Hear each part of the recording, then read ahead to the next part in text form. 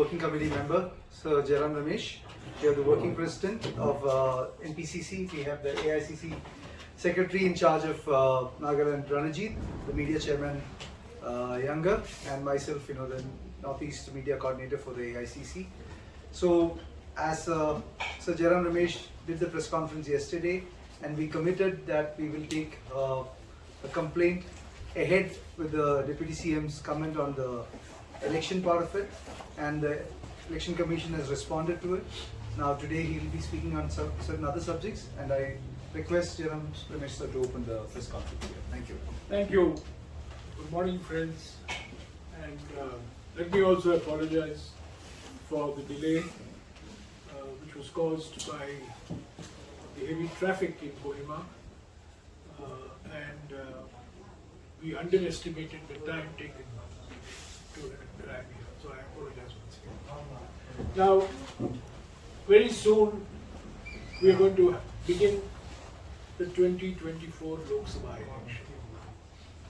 Nagaland will be part of the first phase of the Lok Sabha election on the 19th of April. And I want to speak to you today on 5 big issues that are going to be part of these elections. These are the 5 issues that I believe make the 2024 election much more important than they would otherwise have been. First, the British ruled India for over 200 years, and they followed a policy of divide and rule. For the last 10 years, we have Mr. Narendra Modi as Prime Minister, who has followed a policy of not just divide and rule, but more importantly, bluff and rule. So we have gone from divide and rule to bluff and rule. Now, why do I say bluff and rule? In 2015, a framework agreement was signed with one group in Nagaland. Mr. Narendra Modi said that is a game changer. We don't know what the details of that framework agreement are. In 2017, another agreement is entered into with another set of groups, and we don't know what the details of that agreement are. In 2023, when the assembly elections were being held, a third set of groups came forward, and he made promises to that group. And every time he made promises, he would say, it's a game changer. It is a permanent settlement to the problems of Nagaland. We don't know the details of 2015, we don't know the details of 2017, we don't know the details of 2023. All we know is different people have been bluffed by the Prime Minister. So the first and most important issue in 2024 for the people of Nagaland and for the people of India is freedom. In 1947, we got freedom from divide and rule. In 2024, we require freedom from bluff and rule. Second issue, the entire BJP RSS agenda, ideological agenda, one nation, one election, one nation, one tax, one nation, one party, one nation, one leader, one nation, one religion, one nation, one language, one nation, one food. So the BJP RSS agenda is to destroy religious diversity of India, linguistic diversity of India, ethnic diversity of India, regional diversity of India, food and dress diversity of India. And what happened in Manipur 11 months ago was a trailer, was the beginning. For 11 months, Manipur has been burning. People have been targeted because of their religion. Places of worship have been burnt because they belong to a particular religion. Prime Minister has not spoken a word. Prime Minister has not come to Manipur. He has not met the Chief Minister of Manipur, not met MP, MLA, political parties. Because the agenda, what they started to do in Manipur, they will do in Nagaland, Assam, Arunachal Pradesh, Meghalaya, Tripura, Mizoram, all parts of the Northeast, to destroy the diversity of the Northeast. So the second issue is the protection of diversity of India. Religious diversity, ethnic, linguistic, regional diversity, which is under threat because of the BJP, RSS, one nation, one religion, one nation, one language, one nation, one party, one nation, one leader policy. The third issue that is very important, which I want to repeat, which I said yesterday, in 1963, Nagaland became a full-fledged state of India. And Article 371A was introduced in the Constitution of India. This is the Constitution of India. In Article 371A, it says, no act of Parliament in respect of religious or social practices of the Nagas, 2. Naga customary law and procedure, 3. Administration of civil and criminal justice involving decisions according to Naga customary law, and most importantly, number 4.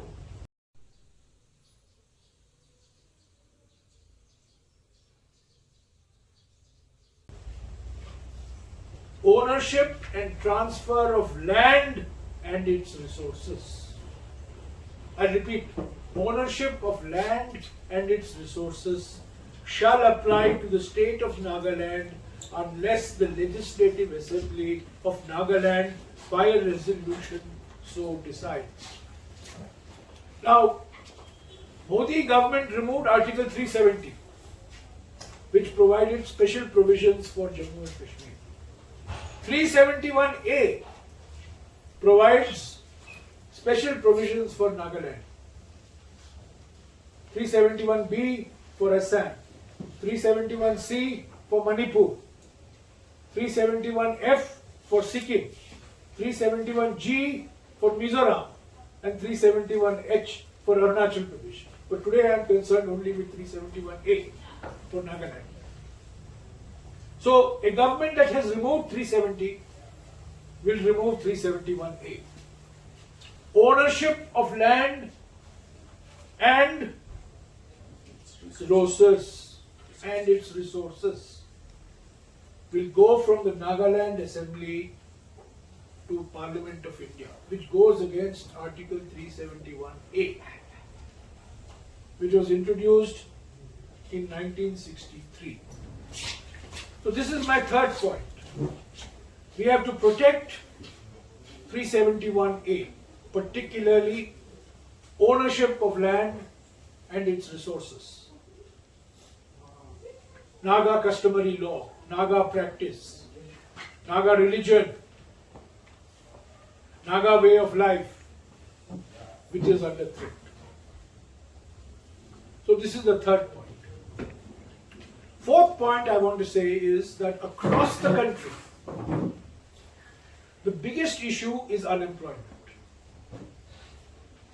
The highest unemployment rate we have seen in India in the last 45 years, particularly youth unemployment. The more educated you are, the greater is the chance that you are unemployed. And one unemployed educated youth commits suicide every 2 hours. This has never happened before. So the Congress party has introduced the 5 Justices program. Youth justice, women justice, farmer justice, worker justice, and social justice for weaker sections of society. Most important, we have to have jobs, and more jobs for educated youth. Jobs in government, jobs in the private sector, jobs in manufacturing, jobs in services. But the Prime Minister will not talk about this issue. He will talk about other emotional issues, talk about religion, but he will not talk about the most important issue that exists today in India facing the youth of our country, namely record unemployment. So these are the 5 justices that we have promised. Fifth and final issue that I want to speak about today, and this has great importance in Nagaland. Democracy means having an opposition. Here, everybody has joined NDPP, and the only party that is fighting the NDPP, which is masterminded by the BJP, is the Congress party. Democracy means strengthening of judiciary. Democracy means strengthening of the media. Democracy means strengthening of civil society. Democracy does not mean silencing the voice of the people. And this is what is happening in state after state, including Nagaland.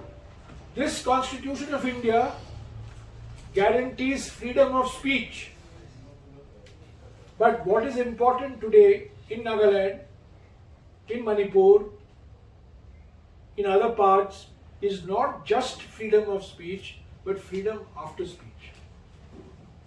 You're free to speak, but what happens to you after you speak? You'll be put in jail, there'll be a case against you, National Security Act will be imposed on you. So my friends, it's not just freedom of speech. Democracy means freedom after speech. And that is under threat. So we need to save democracy. The 2024 election is a save democracy election. It is a save constitutional election, save constitution election. And that is why the Congress party has launched this 5 Justice, 25 Guarantees program. We have launched our manifesto. We are fighting the election. We have a young PCC president, active PCC president, Subhang Marik Jamil. Mr. Rahul Gandhi spent 2.5 days in Nagaland. 250 kilometers we travelled during the Bharat Jodo Nyaya Yatra, Mokokchung, Tuli, Wokha. We spent 2 days and 3 nights. Basically, to send a signal that we care, that we are sensitive to the situation in Nagaland, into the Northeast in general, but in Nagaland in particular. And we believe that 2024, the people of Nagaland will once again place their confidence at the national level in the Congress party and its allies, the India group, and in Nagaland also. Our candidate, Mr. Jamil, Subhang Marik Jamil, will win with a convincing majority to send a signal to Mr. Modi and his allies that enough is enough. Indians want freedom from bluff and rule. Indians want freedom after speech. Indians want jobs. Indians want justice. With these words, I will now take whatever questions that you may have, and if you do it one by one, it will facilitate my answering also in a proper manner. Thank you very much.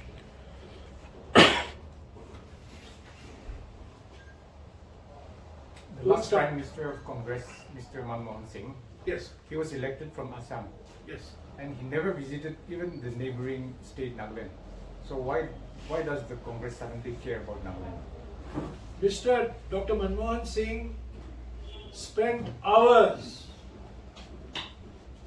talking to his colleagues, spent days, spent months talking to his colleagues about bringing peace and development and harmony back in Nagaland.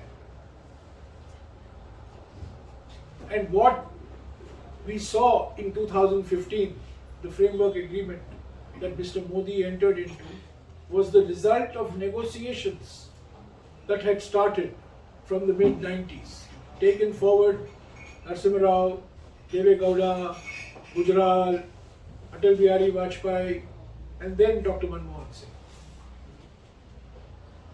So, Dr. Manmohan Singh, I know, in all the positions that he has occupied, including the Prime Minister, but before that, of course, he was the Finance Minister, he has always held the Northeast in the highest of regard and esteem.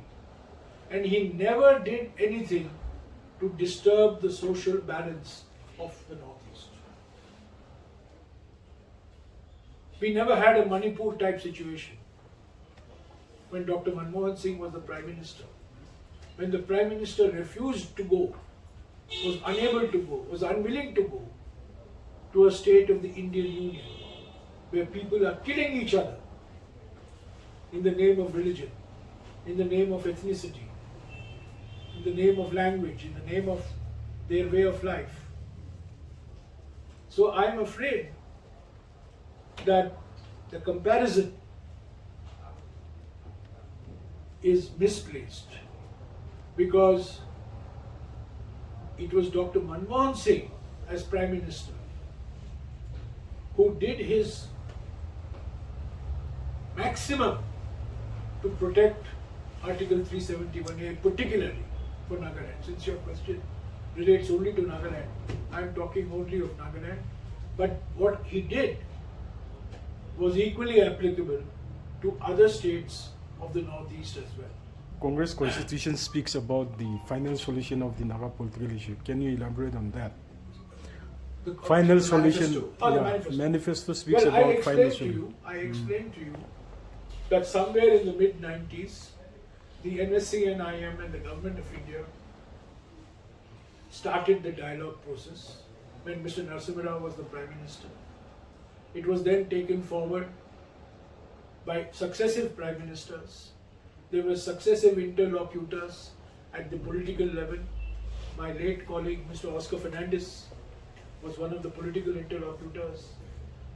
Mr. R.S. Pandey was another interlocutor at a different point of time. There were different interlocutors. In 2013, an agreement was being finalized, but there were elections to be held in 2014, and the Prime Minister said this is not the time for creating a new situation. Let the elections be over and then we will take this forward. Elections got over. We did not come back to power. Mr. Narendra Modi became Prime Minister. He took forward whatever had been negotiated. They had a different interlocutor. Mr. Ravi was the interlocutor. And in 2015, the framework agreement was signed with the NSC and IM. We are not in government today. I don't have access to the papers. The Prime Minister, the government of the day, should take the nation into confidence. What was the 2013 agreement if they want to make public? What is the 2015 agreement which they have signed, which they have not made public? They have made public the introductory part, but not the details of the agreement. What were the details of the 2017 agreement with a different set of organizations? What was the 2023 agreement with another set of organizations? This time I think the last one, their discussions and negotiations were with the Eastern Nagaland NPO. So there has been a certain continuity. But all I can tell you is, as far as the Congress party is concerned, for us, 371A is sacred. We will respect the letter and spirit of 371A. Any modification of 371A which weakens the provisions of 371A, particularly in respect to the ownership of land and resources, is unacceptable to the Congress party. In Nagaland, it is also unacceptable to the Congress party nationally. My specific question is, manifesto speaks about final solution. What do you mean by that? It is a permanent solution. It's a permanent solution. I think the desire for every person in Nagaland is for permanent peace. A permanent environment in which jobs are created, economic growth takes place, people's aspirations are fulfilled, religious practices are not under threat, Article 371A is not under threat. So I think what we are talking when we use the word final, it's a permanent solution. It's not that we have a solution and then 20 years later again something starts. We had a permanent solution in Assam, the Assam Accord. We had a permanent solution in Punjab, we had the Punjab Accord. Mizoram, in 1986, we had a permanent solution through the Mizo Accord. Tripura, we had a permanent solution through the Tripura Accord. So that is what we mean. That when we have an agreement, all groups buy into that agreement. It should not be that it is an agreement between one group and the union government. It has to be a solution which all groups of Naga society accept and respect and are willing to abide by. And that is possible only when the government of India is transparent, when the government of India does not divide and rule, when the government of India does not bluff and rule, makes different promises to different groups. So I think that's the road that we have to take, and that's the road the Congress party will take when it comes to power in New Delhi. There is a lot of history. There's a lot of history to what has happened in Nagaland. But we have to open a new chapter. And that new chapter must embrace all sections of Naga society. People belonging to different tribal groups. People belonging to different regions of the state. So it has to be an all-inclusive, permanent settlement. Because the priority that the youth in Nagaland want are jobs. Does that mean integration of all Naga inhabited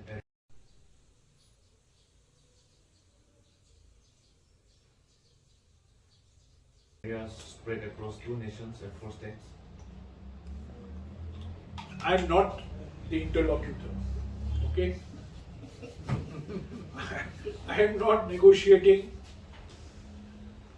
and when negotiations take place, we do not give ball by ball commentary during negotiations. Negotiations have to take place in an environment where there is equal respect, dignity, and total transparency. But the principles of negotiations I can tell you. First, it should be all-inclusive. It should encompass all groups of Naga society. Number one. Number two, it should encompass all regions of Nagaland. Number three, it should be done in a participative, consultative manner. It cannot be done like the previous interlocutor did. Take it or leave it. That is not the way to negotiate. And when you negotiate something, you must share it with the people. Till today, we don't know what the details of the 2015 agreement are, and 2015 agreement is a signed agreement. It is signed. 2013 agreement, by the way, was not a official agreement. 2015 agreement is an official agreement signed by the Union of India and the NSC and IM. I am. We know the broad principles, but what are the details? We don't know. 2017, we don't know. 2023, we don't know. All we know is bluff and rule. In Manipur, they bluffed the Meiteis, they bluffed the Kukis, they bluffed the Nagas, and the situation is what you are seeing in Manipur today. So this is exactly what is happening in Nagaland. They bluffed some groups in 2015, they bluffed some groups in 2017, they bluffed some groups in 2023. This bluff and rule, we have to completely eliminate. In these so many years of the Naga political issue, Congress was in power for so many years. So now, if given the opportunity, would you restart the talks or you would directly come to conclusion? Because you have already been holding talks. We can't directly come to. We have to talk. So it will restart again. I won't say restart. I mean, sure there are talks going on. Can you give some assurances of how many months or periods I'm sure will there it are take? talks going on. There is a continuity in talks. There is a certain continuity in talks. Take Mizoram. The Mizoram talks took almost 20 years. It is more than 70 years. Yeah, but then they were milestone achievements which were accepted by some groups and not accepted by other groups. So we have to, the Naga society, Naga settlement, the Mizo settlement was accepted by all. In Assam, the settlement, Assam Accord was accepted by all. In Tripura, it was accepted by all. Obviously, in Nagaland, there was an agreement. That agreement led to Nagaland becoming an independent, full-fledged state of India. Then Article 371A came onto the Constitution. From 1963 onwards, for about 25-30 years, there was relative peace and quiet and tranquility. But then again, dissatisfaction came. So we have to see, why is dissatisfaction coming? Dissatisfaction is coming, in my view, one, because of lack of jobs, because of unemployment of youth. And number two, dissatisfaction is coming because people are worried that their religion is under threat, their culture is under threat, their language is under threat, their way of life is under threat.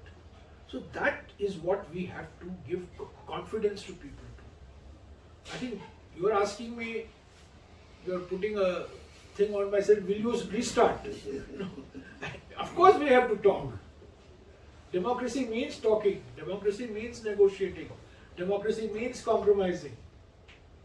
And I don't think that the Congress party has ever said that we will not talk or we will not negotiate or we will not, try to compromise and ensure that everybody buys into the settlement. Everybody has to buy into this. In contrary to what you just said, that Congress is trying to negotiate, I think it was Nehru's who had thought that Naga issue could be settled through this, squandering our land. So how do you justify that? It was Nehru who introduced Article 371A. But it was Nehru who imposed Apsa also. Let me just finish. It was Nehru's government. When he was Prime Minister, Nagaland became a full-fledged state of the Indian Union. There were many people in Assam, in other parts of the northeast, who had a different point of view. But Nagaland was created as an independent state of the Indian Union in 1963.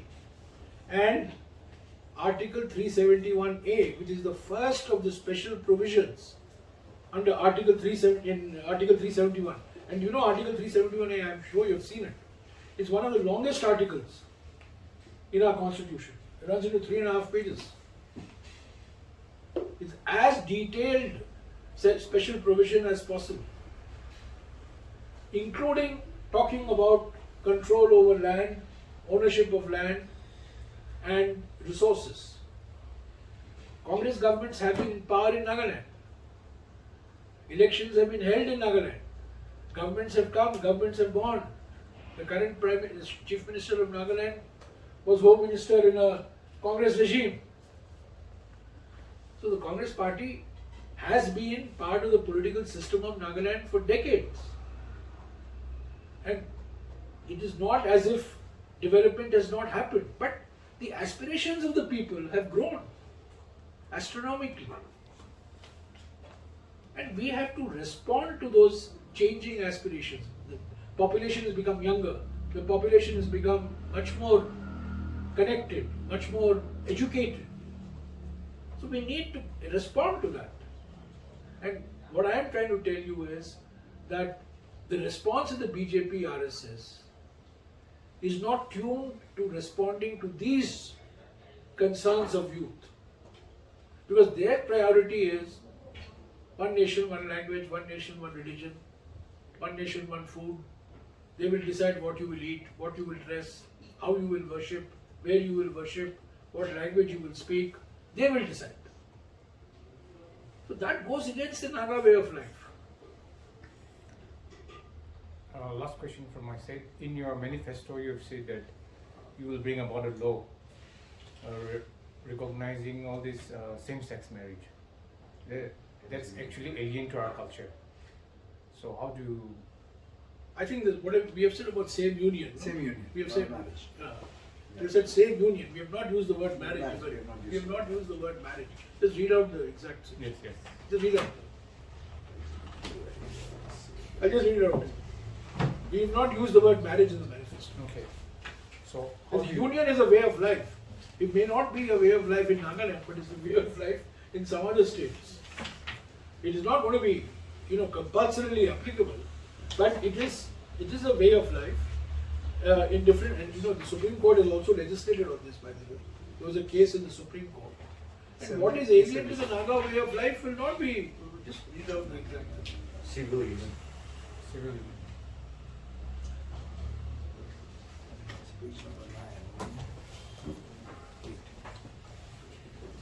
The 26th, no? Page 9. Page 9. Yeah. Just read out.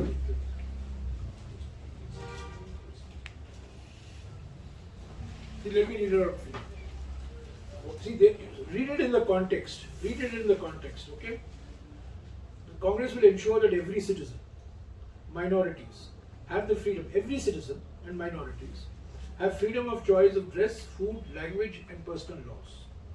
We will encourage reform of personal laws. Such reform must be undertaken with the participation and consent of the communities concerned. Next card. Next, Congress promises to meet long-standing demands for inclusion of more languages in the 8th schedule of the Constitution. That is for official languages. Now he's asking about LGBT. Yeah, just read it out. 11. Which page? It was given as 10. 9 or 10. Yeah. Let me read it out to you. After wide consultation, please remember that. Don't erase after wide consultation. After wide consultation, Congress will bring a law to recognize civil unions between couples belonging to the LGBTQIA+ community. After wide consultation, to recognize civil unions. And this is actually a follow-up to what the Supreme Court has said. This is a follow-up to what the Supreme Court has said. We have not said anything revolutionary in this paragraph. We have just given effect to what the Supreme Court has said. One last thing from my side. The past 10 years of Dr. Manmohan Singh led Congress government and the 10 years of Modi government, we have seen differences. The facts can be seen. You are talking about protecting the secularism, minorities, communities, and the 371A and all. But developmental wise, there has been vast difference. 2000, the prior 10 years of Congress and the 10 years of Modi government in Nagaland specifically. And subsequently, Congress has lost its ground in Nagaland. So now what do you think the people should depend on the Congress? I think most of the projects that have got completed in the last 10 years were projects that had been initiated in the previous 10 years.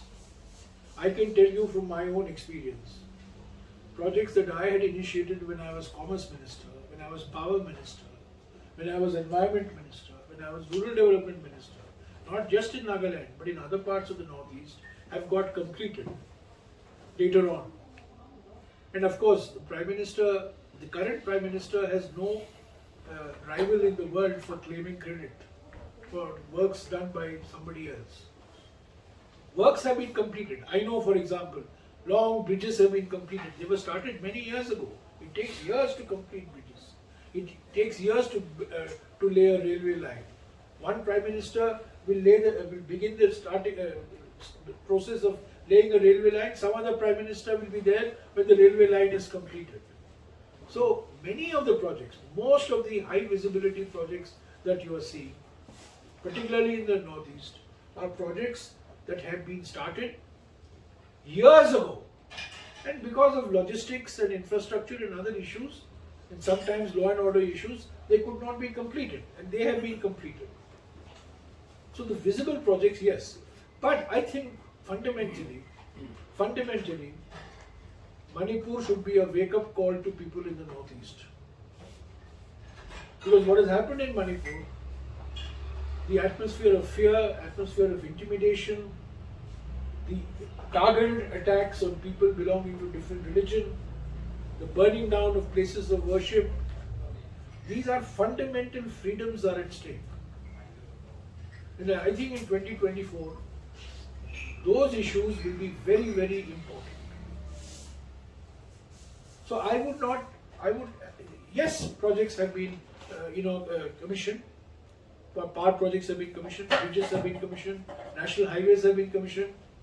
But these are projects that have had long gestation periods, and because of geographical and other reasons, the gestation period for projects in the northeast is longer, because the working season is shorter, because of the monsoon and there are many other reasons. So the Prime Minister has certainly taken credit for a lot of the works that had been started during Dr. Manmohan Singh's time. And Dr. Manmohan Singh completed many projects that had been started during Mr. Vajpayee's time. And Mr. Vajpayee completed many projects that had been started in Mr. Narasimha Rao's time. That is what government is all about. Continuity in government is very important. But Mr. Modi thinks that India began, Nagaland began, Northeast began only in 2014. I would like to add to what your question is specifically with respect to Nagaland. I would like to ask a question about the roads in Nagaland. When we travel with the entire national media from Kohima to Mokochung, there were no roads. There are highways, and these are approved road projects. There were no roads in many places. What is in the 10 years, the Kohima airport, is what is done with the Kohima airport. What has been done with the Dimapur railway station development. So all these are bluffs, that's what sir has already started in the press conference. There's a lot of bluffing which is happening. Whereas actual development, you look in the northeast and you look at the connectivity. If you are told you have to travel within the northeast, what is the connectivity which you claim? It will take 17 to 18 hours to travel to within the states, even after being in such proximity. So these are lies which is being told. As said, there is continuity of projects, but tell us a few projects which they have initiated and completed within this last 10 years time. The Sikkim airport, which is there. There are no flights which are being landed there. You have an airport to show it as an airport, but there are no flights which are being landed there. So similarly, the development story is a bluff made to the people, because when you actually look into it, the actual developments are not taking place in many places. Do you have a hospital here? You have to go to Guwahati or you have to go to Delhi. Where is the development in the last 10 years time? Does it take more than 10 years to build a hospital? So these are things which we would like to say about it. And then if at all you don't have any more questions, he has to leave to Assam. We have a formal launch of our manifesto here for the state of Nagaland as a commitment to the entire India. For each state, we are launching it. 5 justice. Women justice, youth justice, farmer justice, worker justice and social justice.